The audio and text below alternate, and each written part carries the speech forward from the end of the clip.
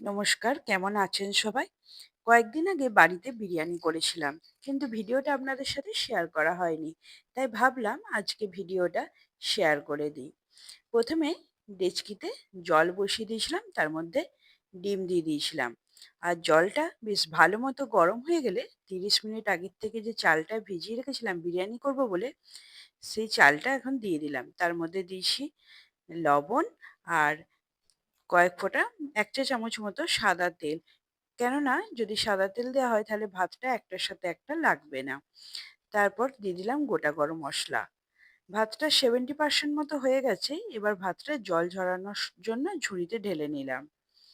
এরপর এখানে দুধের মধ্যে কেশর দিয়ে দিলাম। দুধটা হালকা গরম করে নিয়েছিলাম। তারপর গোলাপ জল ২ চা চামচ, কেওড়া জল ২ চা চামচ আর মিঠা আতর সবকিছু দিয়ে রেডি করে নিলাম। তারপর কড়াই বসিয়ে দিয়ে তার মধ্যে সাদা তেল দিয়ে দিলাম। সাদা তেল বেশ ভালো মতো গরম হয়ে গেলে পেঁয়াজ দিয়ে দিলাম। আর পেঁয়াজ ভেজে এখন মানে পেঁয়াজ হয়ে গেছে, বেরেস্তার জন্য রেডি হয়ে গেছে। তেলটা বেশ ভালো মতো গরম না হলে পেঁয়াজ দিলে কিন্তু পেঁয়াজটা নরম হয়ে যায়, মচমচে থাকে না। তারপর এখানে কয়েকটা লেগ পিস নিয়েছিলাম। তার মধ্যে গোলমরিচের গুঁড়ো, পরিমাণ মতো লবণ, টক দই, ১ চা চামচ গোলাপ জল, ১ চা চামচ কেওড়া জল, কয়েক ফোঁটা মিঠা আতর, আদা রসুন বাটা, লঙ্কা গুঁড়ো, বিরিয়ানি মসলা আর বেরেস্তা ভাজা দিয়ে মাংসটা ম্যারিনেট করে নিলাম। দিয়ে ৩০ মিনিট রেখে দিয়েছিলাম। তারপর কড়াইতে তেল দিয়ে ডিমগুলো ভেজে নিলাম। ডিমের মধ্যে লবণ আর হলুদ দিয়েছিলাম। ডিমগুলো এখন ভাজা হয়ে গেছে, তুলে নিলাম। এরপর সেদ্ধ করে রাখা আলুগুলো, আগের থেকে একটু সেদ্ধ করে নিয়েছিলাম আলুগুলো। সেই আলুগুলো একটু লবণ আর হলুদ দিয়ে ভেজে নিলাম। বাড়িতে আমাদের বাড়িতে কিন্তু বিরিয়ানির আলু সকলের খুব পছন্দের। আলু ভাজা হয়ে গেছে, কড়াই থেকে আলু তুলে নেওয়ার পর এবার ওই তেলের মধ্যে যে মাংসটা রান্না রান্না করে নিলাম আরকি। বেশ কিছুক্ষণ সময় ধরে মাংসটা কষিয়ে রান্না করে নিলাম। কালারটা দেখুন কি সুন্দর হয়েছে। মাংসটা হয়ে গেছে।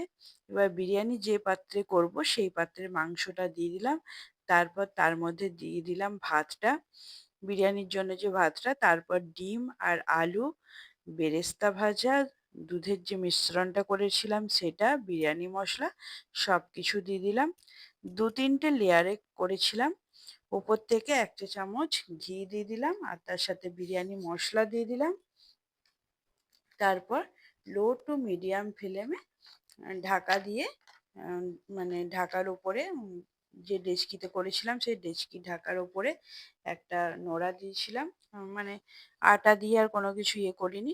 তারপর এইভাবেই আমি কিন্তু করে নিই। তারপর লো টু মিডিয়াম ফ্লেমে ৩০ থেকে ৪০ মিনিট মতো রান্না করে নিলাম। আর কি দারুণ দেখতে হয়েছে দেখুন, তাই না? ভাতটাও কিন্তু ঝরঝরে হয়েছে, একটার সাথে একটা লাগেনি। আর আমাদের বাড়িতে বিরিয়ানি কিন্তু সকলের খুব পছন্দের। খেতেও কিন্তু খুব অসাধারণ হয়েছিল। তো আপনাদের এই বিরিয়ানি আপনারা কে বিরিয়ানি খেতে খুব পছন্দ করেন আমাদের মতো অবশ্যই কমেন্ট করে জানাবেন। আর বিরিয়ানিটা দেখতে কেমন হয়েছে তাও কমেন্ট করে জানাবেন। সকলে খুব ভালো থাকুন, সুস্থ থাকুন। ধন্যবাদ।